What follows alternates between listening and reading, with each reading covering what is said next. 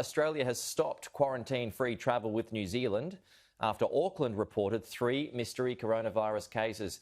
Kenny Heatley is at Sydney's International Terminal for us this morning. Kenny, arrivals will have to quarantine for 14 days now. Yes, that's right, Pete. Good morning. And just looking at the board here, the next flight to come in from Auckland is due in this afternoon here in Sydney at 12:20 this afternoon.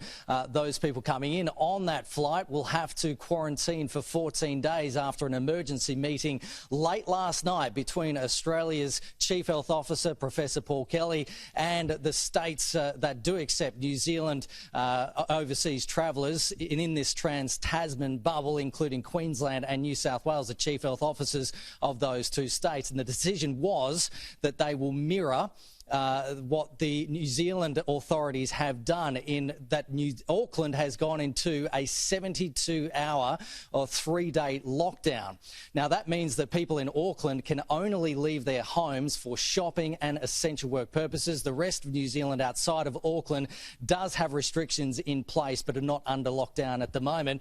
And the decision made last night by the Chief Health Officers was to reinstate a red zone, which means that all people coming in from New Zealand will have to go into 14 days of quarantine, but only for 3 days.